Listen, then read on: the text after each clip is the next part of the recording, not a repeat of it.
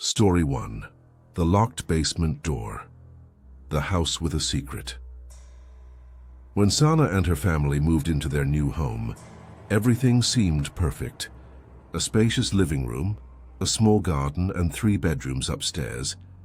But in the hallway, there was a basement door that had been nailed shut. The landlord casually mentioned it was unsafe and told them never to open it. Sana laughed it off. Every old house had quirks, but every night she noticed something strange. From the living room, she would hear faint knocking sounds coming from behind the locked basement door. At first she thought it was the pipes or maybe rats. But one night, the knocking turned into scratching, slow, deliberate, as if fingernails dragged across the wood. Her husband dismissed it. "Old house, Sana, stop overthinking."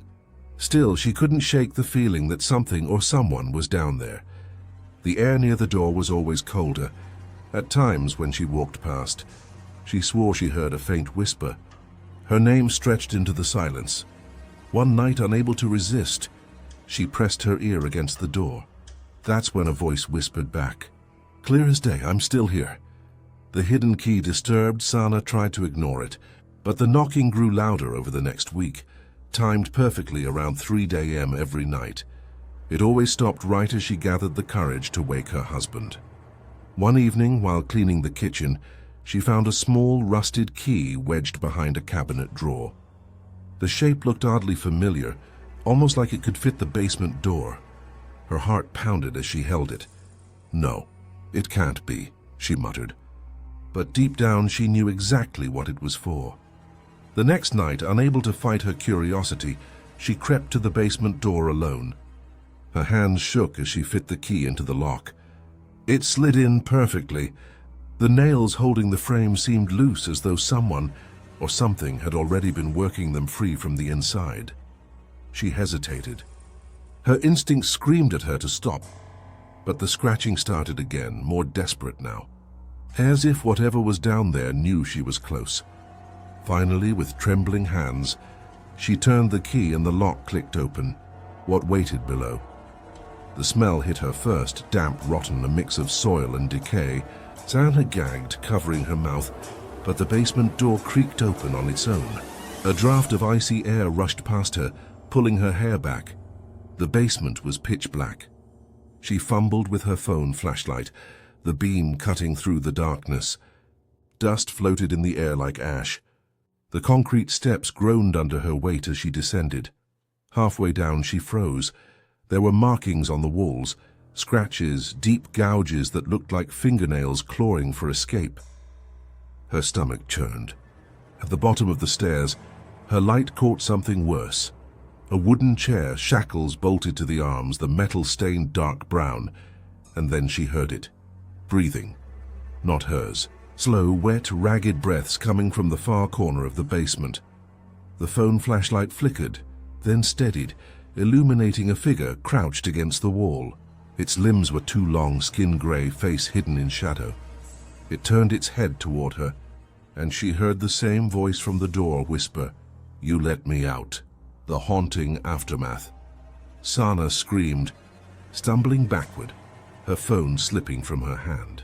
The light beam danced wildly, catching glimpses of the figure as it began to rise, its movements jerky and unnatural. She bolted up the stairs, slamming the door shut behind her, twisting the key, and hammering the nails back in with trembling fists. The knocking resumed instantly, furious now, violent, as though it wanted to tear through. Her husband came rushing down. "What happened?" Sana couldn't speak, her body shaking uncontrollably. She only pointed at the door, where fresh cracks were already forming in the wood. That night and every night since, the knocking has never stopped. Sometimes it's soft, sometimes it's pounding, but it's always there, 3 a.m. sharp. The landlord never returned her calls. When she asked the neighbors about the house, they went pale and refused to speak. One old woman only muttered, "That basement was sealed for a reason. Once you open it, it never closes." And now every time Sana walks past the door, she swears she can hear the same voice whisper just beneath the wood, "Thank you for setting me free." Story 2. The Highway Passenger. The late-night ride. Ahmed was driving home late at night after finishing his shift at a warehouse. The highway stretched endlessly, silent and dark, with barely another car in sight. He enjoyed the peace of it, until he saw a figure standing by the roadside. It was a woman, pale and thin, wearing an old-fashioned white dress. She didn't wave or signal for a ride, but something about the way she stood, motionless, head tilted down, made Ahmed slow down. Against his better judgment, he rolled down the window. "Do you need help?" he called out. She slowly looked up. Her face was pale, almost gray, but her eyes seemed hollow, as though they were just empty sockets staring at him. Ahmed's chest tightened. Before he could react, the woman opened the back door of his car and slipped inside without a word. The air instantly turned cold. His breath fogged up inside the vehicle. Ahmed's heart pounded as he forced a nervous laugh. Where are you headed?" The woman finally whispered, voice raspy and broken. "Home." The strange passenger. Ahmed tried to act normal as he drove. The woman sat completely still in the back seat, her head lowered, her long black hair covering her face. The smell of damp earth filled the car, so strong that he rolled down the window to breathe. She didn't speak again. Every few minutes, Ahmed glanced into the rearview mirror, trying to get a better look. But each time her reflection seemed delayed, as though she moved a second after her real body did. The mirror fogged slightly, even though the windows were open. His unease grew heavier with every passing mile. "So, where's home?" he asked, voice cracking. Slowly, the woman raised her head. For the first time, he saw her clearly in the mirror. Her mouth was stretched wide open, far wider than humanly possible, as though her jaw had unhinged. But when Ahmed turned around to look at her directly, she was sitting normally, silent, face hidden again. Sweat dripped down his neck. He gripped the wheel tighter. Then, without warning, the woman whispered, "This is where I died." The roadside revelation. Chills raced down Ahmed's spine. He slowed the car, scanning the road ahead, when suddenly he saw it. A twisted wreck of a car lay crumpled on the roadside, half hidden by overgrown weeds. Its metal frame was rusted, glass shattered. The crash looked old, maybe years ago. "Stop," the woman rasped. Against every instinct, Ahmed pulled over. The woman's head slowly lifted, and for the first time he saw her face, bruised, torn, blood dried into her pale skin, as though frozen in time. Her hollow eyes locked on his. "This is where they left me," she whispered. Ahmed's stomach turned as realization struck. The stories he had heard from co-workers, about a woman who died in a car crash on this very highway, her body undiscovered for days. A local legend. Before Ahmed could react, his headlights flickered, plunging the road into darkness for a second. When the beams came back on, the passenger seat beside him was wet, soaked with mud and blood, and the woman was gone. But in the rearview mirror, her reflection still sat there, smiling. The final ride, Ahmed panicked, fumbling for his phone, but the screen glitched, static lines flickering across it. The car engine roared without him pressing the pedal, as if someone else had taken control. The steering wheel pulled violently, dragging the car forward at full speed. "Stop! Please stop!" Ahmed shouted, slamming the brakes, but nothing worked. The woman's voice filled the car now, distorted, overlapping, echoing from every corner. "Take me home. Take me home. Take me home."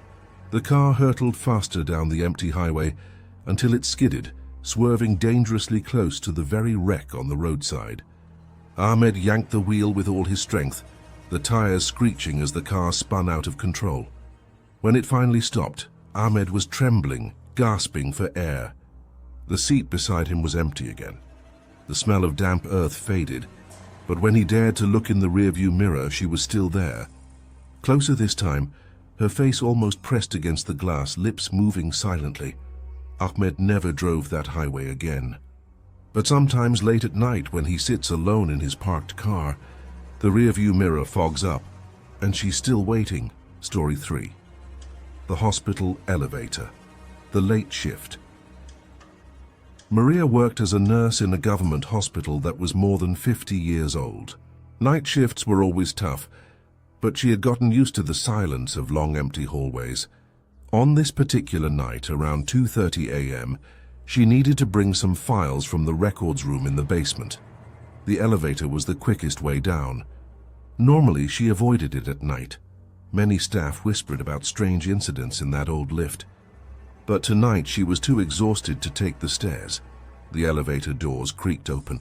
She stepped inside, pressing B for basement. The fluorescent light above her flickered, buzzing weakly. The ride began with the usual shudder, but halfway down, the elevator stopped. The lights went out completely, plunging her into darkness. Her heart raced as she pressed the buttons, but nothing responded. Then, in the pitch-black silence, she heard it, breathing, not her own deep, raspy, right behind her. The shadow in the lift. Maria's hands shook as she turned on her phone flashlight. The dim beam lit the corners of the elevator. Empty, no one was there. She tried to laugh nervously at herself. Maybe she had imagined the sound. But then she noticed something. In the corner of the mirror at the back of the elevator, a faint outline shimmered like a shadow standing there. Tall and unmoving, she spun around. Nothing. When she faced the mirror again, the shadow was closer. Its head was tilted unnaturally to one side, and though there were no eyes, Maria felt it watching her. "Hello?" she whispered, voice trembling. The air grew colder. Her breath misted in front of her. Suddenly, the elevator jerked violently, sending her phone clattering to the floor. The flashlight beam swung wildly, landing on the corner, where two pale hands now gripped the elevator wall, as if something was pulling itself forward from the shadows. Maria pressed every button in panic, but the lift only groaned and began descending, past the basement, the floor that doesn't exist. The elevator finally stopped with a loud thud. The doors creaked open slowly, but what lay outside wasn't the basement. It was a hallway she had never seen before, long, narrow, and dimly lit by flickering yellow lights. The walls were damp, lined with peeling paint, and the smell of rot filled the air. Maria hesitated, but before she could stop herself, the elevator doors slid fully open. A whisper echoed down the corridor, distant but clear. "Come. Come closer." Her instincts screamed to stay inside, but her body moved forward as though pulled by invisible hands. Her shoes echoed on the wet floor as she stepped into the hallway. Behind her, the elevator doors slammed shut with a metallic bang, leaving her stranded. She walked further, heart hammering, when she saw them. Hospital beds lining the walls. Each one was occupied, but the figures under the sheets didn't move. Their faces were covered, yet faint groans escaped, low and agonizing. One bed at the end of the hallway had no sheet. On it lay a body with eyes wide open, staring straight at her. The patient below. The figure on the bed slowly sat up, its bones cracking loudly in the silence. Its face was pale, sunken, with bloodied gauze wrapped around its chest. Its lips stretched into an unnatural smile as it whispered, "We've been waiting for you." Maria stumbled backward, but the other bodies began shifting too. Sheets slipped off, revealing lifeless faces, hollow eyes staring at her. Some dragged themselves off the beds, limbs contorting as they crawled toward her. "No, this isn't real!" Maria screamed, rushing back toward the elevator. She slammed her fists against the doors, begging them to open. The hallway lights flickered violently. Behind her, dozens of voices chanted her name in distorted tones. She dared to turn her head, only to see the patients crawling faster, mouths gaping open, black liquid dripping from their teeth. Just as the first one reached out to grab her ankle, the elevator doors slid open. She dove inside, hitting the close button repeatedly. The doors shut, muffling the screams. When the lights came back, the elevator was suddenly at the ground floor, empty, silent. But now, every time Maria takes that lift during night shifts, the mirror shows someone standing behind her, Story 4. The Neighbor Upstairs. Strange noises at night. Usman had recently rented a small apartment in Lahore.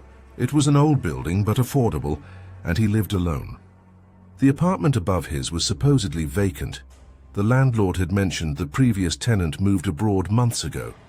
For the first few nights, everything was peaceful. But slowly Usman began noticing something odd. At exactly midnight, faint noises echoed from the ceiling. At first, it was the sound of dragging furniture, heavy scraping across the floor. Then came footsteps, slow and deliberate, pacing back and forth as though someone walked the entire night. Confused, Usman asked the landlord the next day. The landlord frowned. "Beta, nobody lives upstairs. It's locked. You must be hearing the pipes." Usman tried to believe him, but the sounds didn't stop. One night the footsteps grew louder, almost aggressive, as if someone was stomping. Then came the unmistakable sound of knocking, 3 heavy knocks right above his bed. He froze under his blanket, eyes wide open. The knocks repeated, harder this time, and the ceiling dust trickled down. His heart pounded as he whispered to himself, "There's supposed to be no one there." The face in the window. Usman decided to investigate. The next evening he went outside and looked up at the windows of the apartment above. They were dusty, curtains drawn, clearly abandoned. Still, curiosity gnawed at him. Later that night, as he prepared to sleep, he made a mistake. He looked out his own window toward the upstairs flat. That's when he saw it. A figure stood in the window above his. A woman, long hair draped across her shoulders, pale face staring directly at him. Her expression was blank, lifeless, her eyes unblinking. Usman stumbled back, heart hammering. He rushed outside to see if anyone had entered the locked apartment. But when he looked again from the street, nothing. The window was empty. Determined, he called the landlord again. "I saw someone up there." The landlord grew angry. "I told you no one is upstairs. Don't start imagining things." But Usman knew what he had seen. That night the footsteps grew louder than ever. Around 3 a.m., he woke to the sound of a chair dragging directly above his bed. And then, for the first time, he heard a woman's voice whisper through the ceiling. "Breaking in." Unable to bear the torment, Usman decided to see for himself. The next morning, when the landlord left, he found a way into the upstairs flat by forcing open the old lock. The air inside was suffocating. Dust everywhere, the smell of damp wood and something metallic.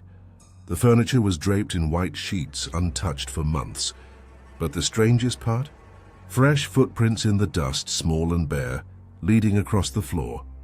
He followed them cautiously, his skin crawling. They led to a corner room. Inside was a chair placed directly above where his bed would be. The chair's legs scraped faintly against the floor, as though it had been moved recently. On the wall opposite, words were scratched into the plaster. "Don't look up." Usman's throat tightened. He turned to leave, but then heard it, the sound of bare feet padding across the room behind him. He spun around. Empty. But when he looked up, his blood froze. A woman's face, upside down, was peering at him from the ceiling. The tenant who never left Usman bolted, racing out of the apartment, stumbling down the stairs 2 at a time. He slammed the door behind him, gasping for breath. But even back in his own flat, he wasn't safe. That night the footsteps returned, louder, heavier, as if someone was deliberately stomping to remind him she knew he had seen her. The dragging chair became a nightly ritual. Sometimes it screeched so hard that cracks appeared in his ceiling. Worse, the whispers began, not faint anymore, but clear, spoken in a woman's voice. "I see you, Usman." He tried recording the sounds, but every time the audio was filled with static. Friends refused to stay the night. The landlord still insisted no one lived upstairs. One evening, Usman gathered courage to leave permanently. But as he packed his bags, he caught movement in his peripheral vision. In the corner of his bedroom ceiling, a pale hand slowly pushed through a crack in the plaster. Fingers curled, nails long and black reaching for him. He dropped everything and fled the apartment that night. To this day, the upstairs flat remains locked. But neighbors swear they hear footsteps pacing at midnight, followed by 3 knocks. Always above the bed. Story 5. The disappearing caller. The wrong number. Bilal worked night shifts at a call center in Karachi.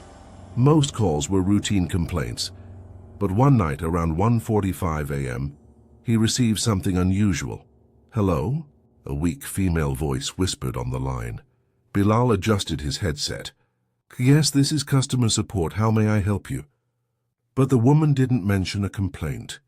Instead, she whispered, "Please, help me. He's in my house." Bilal froze. "Madam, this is not an emergency helpline. You need to call the police." She cut him off, voice trembling. "No time. He's coming." Then a faint thud echoed on her end, followed by hurried breathing. The line went dead. Disturbed, Bilal tried to trace the call in the system, but it showed as unknown number. Shaking it off as a prank, he went back to work. But 20 minutes later, the same call returned. The same woman, same whisper, "Please, don't hang up this time." The disturbing details. This time, Bilal's skin crawled. "Who is in your house? Where are you?" he asked urgently. The woman's breathing was frantic. "He's in the hallway now. I can see his shadow under the door." Bilal's pulse raced. He tried keeping her calm. "What's your address?" "I can report this for you." Her reply chilled him. "I don't know where I am. I woke up here. Please don't let him find me." Suddenly, the line filled with muffled banging, heavy fists pounding against a wooden door. The woman screamed. Then silence. "Hello? Are you there?" Bilal shouted, panicked. The call cut again. Bilal immediately reported it to his supervisor, but when they checked the call logs, nothing existed. No number, no record, nothing. It was as if the call had never happened. Shaken, Bilal thought maybe it was stress, until his phone rang at 3 a.m. Not his work line, his personal mobile. The caller ID simply said unknown. The video call. Against his better judgment, Bilal answered. This time it wasn't just audio, it was a video call. The screen showed a dimly lit room. The camera shook in trembling hands as the same woman appeared. Her face pale, tears streaked down her cheeks. "He's still here," she whispered. Behind her, the shadows moved. A tall, dark figure stood in the corner, motionless, its head bent at an unnatural angle. Bilal's voice cracked. "Listen to me, run! Get out!" The woman cried. "I can't. The door is locked. Please, please don't leave me." Suddenly, the figure behind her twitched, jerking its head toward the camera. For a split second, Bilal thought it looked directly at him, through the screen. The lights in his office flickered violently, and the video distorted. Then the phone fell to the floor, showing the woman being dragged out of view, her screams fading into static. The call ended. Bilal stared at his dark screen, shaking, but then his phone buzzed again. A new message. It was a picture taken from his own office of him sitting there at his desk, the caller who found him. Bilal's blood ran cold. He whipped his head around the office, but it was empty. The night shift was quiet, only the hum of computers and fluorescent lights. His phone buzzed again. Another photo arrived. This time it showed the office from a different angle. Behind him, as if someone were standing just a few feet away. Bilal dropped the phone, his chest tightening with panic. He wanted to run, but his legs wouldn't move. He heard something then, the faint, raspy whisper of the same woman, not from the phone, but from right behind him. "Please, help me." He spun around. No one was there. But his reflection in the office glass divider wasn't alone. Behind his own reflection stood the woman, her face pale, eyes hollow, her hand resting on his shoulder. The lights flickered, and the whisper grew louder until it filled the entire room. The next morning, Bilal's co-workers found his headset still on the desk, his chair spinning slowly. His phone was on the floor, screen cracked. With one last message open, it read, "Your turn." Story 6. The abandoned hostel room. The locked room. Rizwan was a university student who had just moved into an old boys' hostel. The building was massive, with long hallways and creaky wooden doors. While being shown around, the warden casually pointed at a locked room at the end of the corridor. "Don't go near that one," he warned. "It's been sealed for years." Rizwan chuckled, thinking it was just an old storage space. But over the next few nights, he began hearing strange sounds from that direction. Slow tapping, followed by dragging noises like furniture being pulled across the floor. Curious, Rizwan asked the seniors about it. Their faces grew tense. One whispered, "A student died in that room. They found him hanging." But the rope was missing when the police came. Rizwan tried to laugh it off, but every night the noises got louder. Once, as he passed the door late at night, he heard a faint voice inside. A man's voice, low and broken. "Let me out." Rizwan froze. His breath caught in his throat. The room was supposed to be empty. The first encounter. One rainy night, the power went out across the hostel. The hallways were dark, the emergency lights barely working. Rizwan and his roommate lit a candle and tried to sleep. But around 2:30 a.m., a sharp knock echoed from the locked room down the corridor. At first, Rizwan thought it was a prank. But the knocking grew faster, more desperate, as if fists pounded against the wood. His roommate sat up, eyes wide. "You hear that too, right?" Before Rizwan could answer, the knocking stopped. Silence stretched. Then a dragging sound scraped against the floor inside the locked room. Slow, heavy, deliberate. Suddenly, a loud crash shook the corridor. Rizwan and his roommate rushed out with their candle, only to find the locked door slightly open, swinging on rusty hinges. The warden had said it hadn't been touched in years, but now the padlock was broken, and inside the darkness waited. Inside the room, against his better judgment, Rizwan stepped into the room with the flickering candle. The air was icy cold, and the smell of mildew and rust was overwhelming. The room was mostly empty except for a broken bed frame and an old chair, but the walls told a different story. Deep scratches covered the plaster, words etched again and again. "Don't sleep. Don't sleep," Rizwan's roommate whispered nervously. "This is wrong. We shouldn't be here." The candlelight flickered, and for a brief second Rizwan swore he saw a figure hanging from the ceiling. A student, limp, a rope cutting into his neck.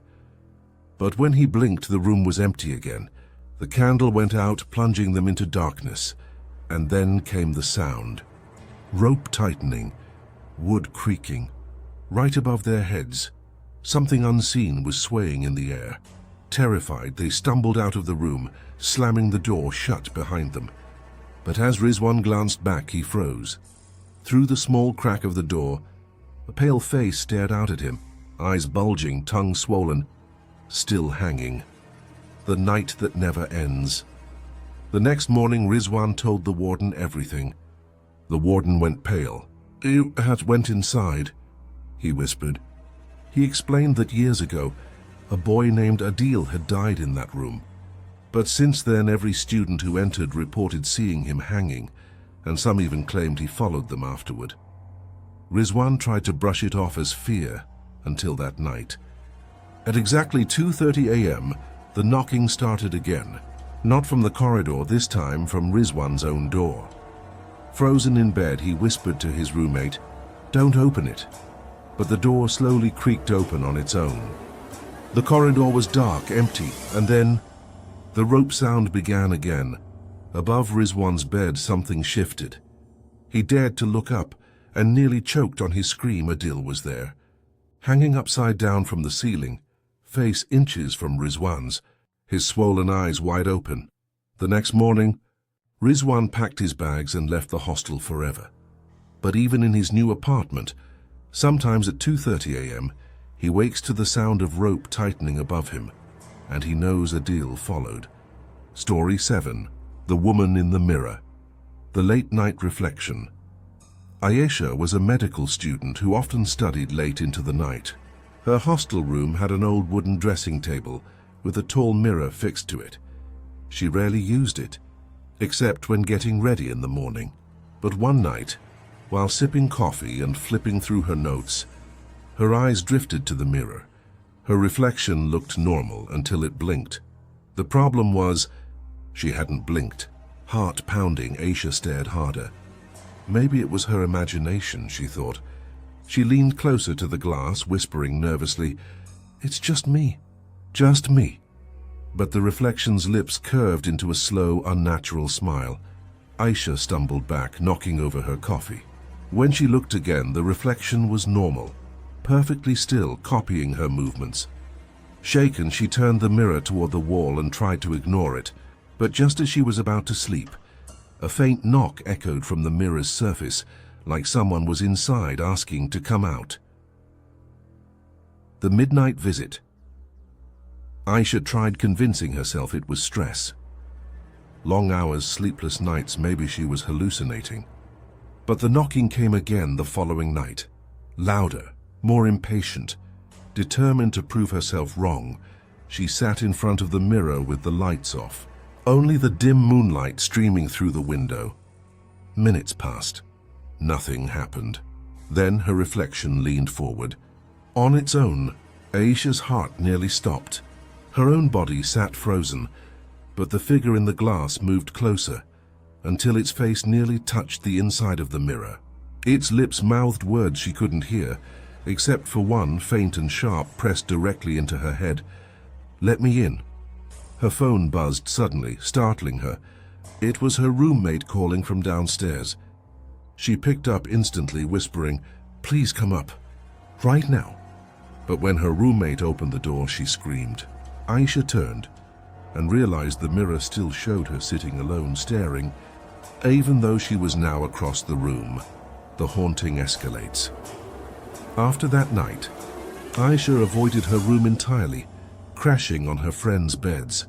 But mirrors became her enemy. In the hostel bathroom, her reflection lagged behind, smiling when she wasn't. In shop windows, she saw herself watching from angles that weren't possible. She confided in her best friend, Sarah, who laughed nervously. "Maybe you're just paranoid," Sarah suggested, trying to lighten the mood. But that night, Sarah stayed in Aisha's room to prove nothing was wrong. At around 3 a.m., Aisha woke to Sarah's muffled cries. She turned on the lamp and froze. Sarah stood before the dressing table, her face pressed against the mirror, both palms flat against the glass. Her reflection, however, wasn't matching. Instead, it grinned, wide and sinister, pulling at the inside of the mirror as though trying to drag Sarah in. Aisha lunged forward, yanking her friend back. They both fell to the floor, trembling. When they dared to look again, the reflection was gone, but a fresh crack had appeared across the mirror, splitting the reflection's face in half. The shattered ended. The hostel warden dismissed their story, insisting they were imagining things. But Aisha couldn't take it anymore. With a hammer borrowed from the maintenance staff, she and Sarah decided to destroy the mirror once and for all. As the first blow landed, the glass shook violently. A distorted scream echoed through the room, like hundreds of voices shrieking at once. Shards flew across the floor, cutting Aisha's arm, but she kept swinging until the mirror shattered completely. For a moment, silence, relief. Then they noticed something chilling. Among the broken shards on the floor, their reflections didn't move. The pieces showed Aisha and Sarah still staring in horror, still screaming silently, frozen inside the fragments. Sarah whispered, "They're still in there." Terrified, they swept the shards into a bag and buried them behind the hostel late that night. But Aisha admits that sometimes, when she looks into a mirror, she catches a glimpse of herself staring back from behind the glass. And this version doesn't always blink when she does. Story 8. The Crying Baby in the Hospital. The Night Shift. Ali was a young nurse working the night shift at an old government hospital. The building was massive, its hallways dimly lit and echoing with every footstep. Around 2 a.m., when most patients were asleep, the hospital grew eerily silent. One night, while making his rounds, Ali heard something that froze him in place, a faint sound of a baby crying. The cries were soft, weak, and seemed to be coming from the abandoned pediatric wing that had been closed for years after a fire incident. Confused, Ali followed the sound. The closer he got, the more chilling it became. The hallway lights flickered, and the temperature dropped sharply. Finally, he reached the locked double doors of the old pediatric unit. The cries were unmistakable now, louder, echoing like a newborn screaming for its mother. Ali pressed his ear to the door. The crying stopped instantly. Then, from the other side, a whisper came through. "Come inside." The abandoned wing. The next day, Ali mentioned the incident to his senior colleague, an older nurse. Her face turned pale. She warned him, "Never go near that wing. A baby died there during the fire. People say its cries still echo at night." Ali tried to brush it off as superstition, but the following night the crying returned, louder, more urgent. This time it wasn't coming from behind the locked doors. It was inside the hallway with him. Ali's heart pounded as he turned. The hallway was empty, yet the cries circled him, bouncing off the walls, impossible to track. He ran back toward the nurse's station, only to find the sound following him like it was right at his heels. Suddenly he heard something worse, a woman's soft lullaby, singing through the static of the hospital speakers, but the intercom system had been dead for years. Ali froze, sweat dripping down his back. Then, from behind him he heard the lullaby stop, replaced by the sound of tiny footsteps running toward him. The ghostly encounter. Determined to end the torment, Ali decided to enter the pediatric wing. With the help of a guard, he managed to force the doors open one night. The air inside was suffocating, thick with the smell of burnt wood and antiseptic. Dust covered the broken cribs and charred walls. But what made Ali's stomach twist were the tiny handprints smeared across the soot-stained walls, fresh as though made moments ago. Suddenly, the crying started again. This time it was inside the room with him.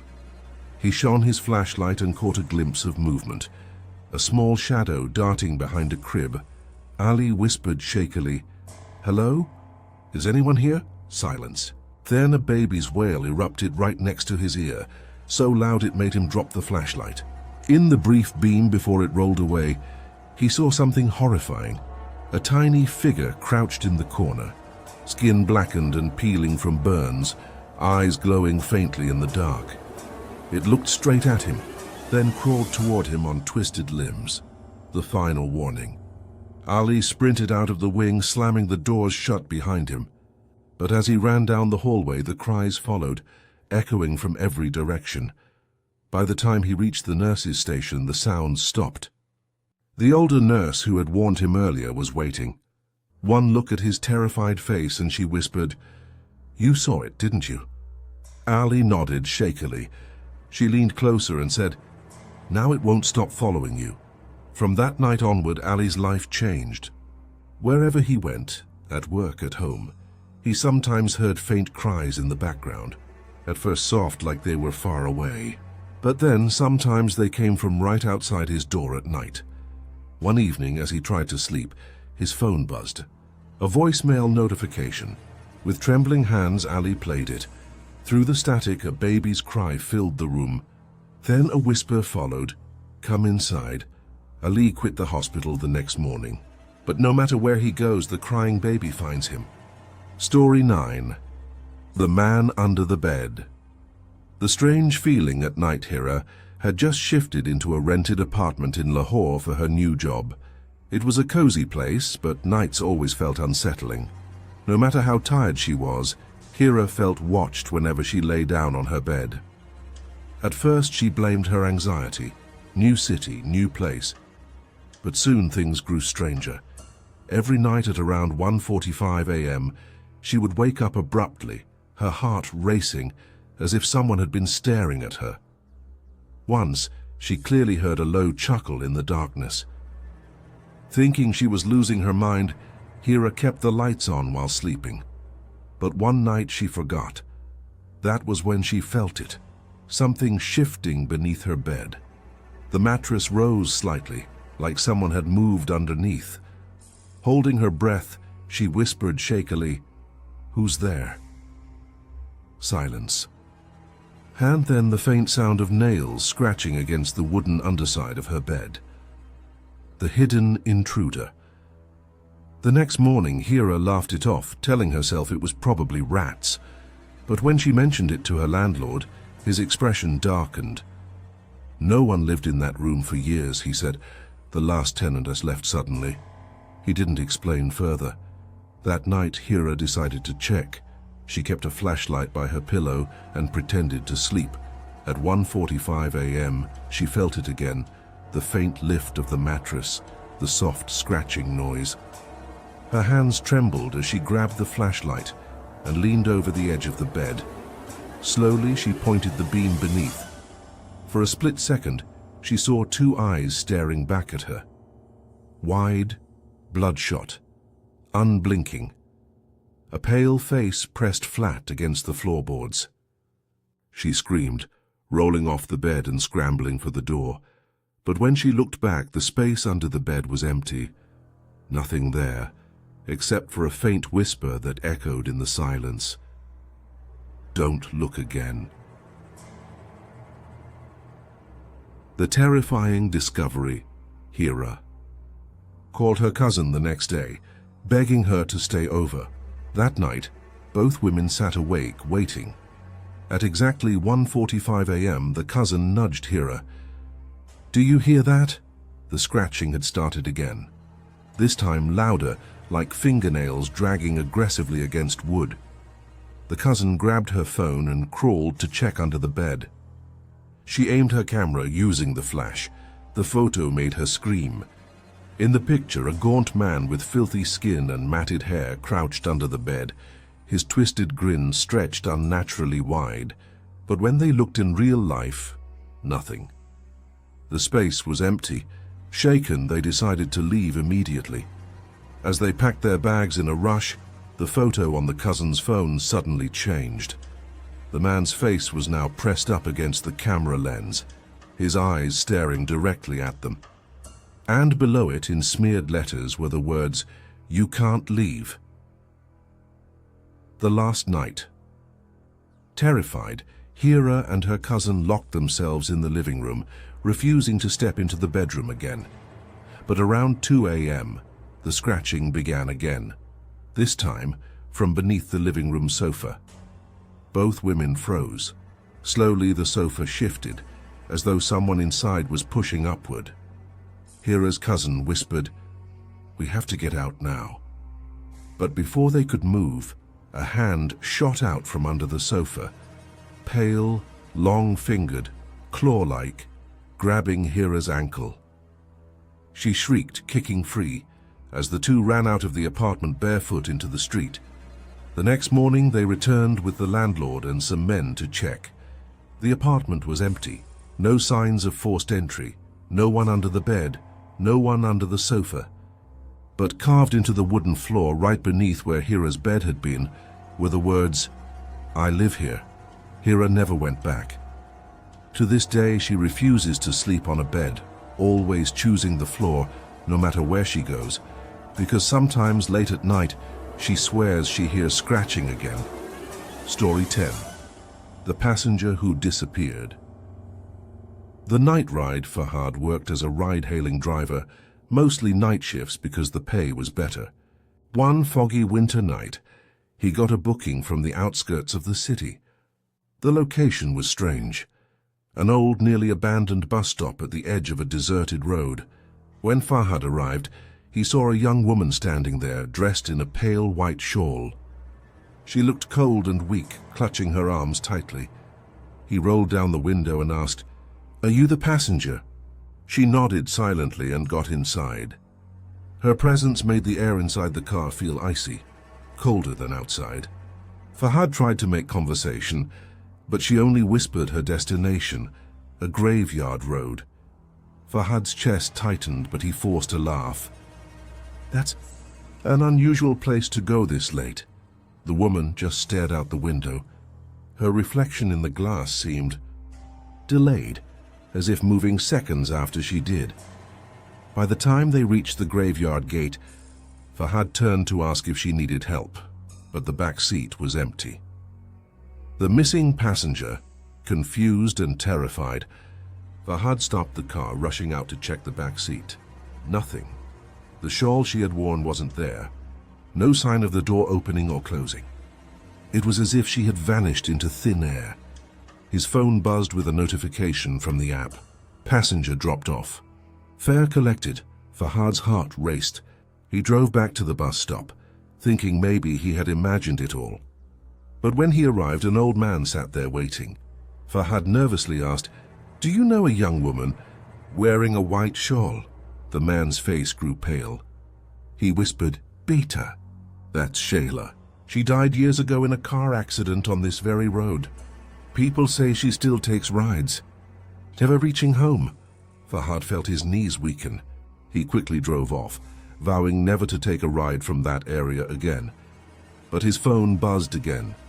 This time a new trip request came in. Same pickup location. Same passenger name, Shayla. The unwanted ride shaken, Fahad tried to ignore the request. But the app wouldn't let him go offline. It kept rerouting him back to the same pickup spot. The screen even froze, showing her name over and over again. "Shayla is waiting." Finally, against his will, Fahad returned. And there she was again. Same pale shawl, same cold expression. This time, she got in without a word. The moment she sat down, the smell of damp earth filled the car. Fahad dared not look in the rearview mirror, but when he did, his blood ran cold. Her reflection was not in the mirror. Only the empty back seat stared back at him. Suddenly, her voice broke the silence. "Why don't you look back?" His hands trembled on the wheel. He whispered, "Because I know you're not real," she laughed softly. A dry, hollow laugh that echoed unnaturally in the car. And then he felt an icy hand grip his shoulder from behind. The final fare, Fahad swerved the car in panic, braking hard in the middle of the road. He jumped out, gasping for air, refusing to turn around. The road was empty, his car's back seat completely bare. Shaking, he grabbed his phone to quit the app. But the screen glitched, showing a frozen image. A selfie of him driving, with Shayla sitting right behind him, her face inches from his. He threw the phone into the darkness and sped home. For days he refused to drive, but one evening curiosity made him open the app again. His stomach dropped. The history tab showed his last trip. Under passenger name it read Shayla. Under status it said still riding. And ever since that night, Fahad swears he sometimes catches a glimpse of her in his rearview mirror, even when no one is in his car, and the seatbelt in the back sometimes buckles itself.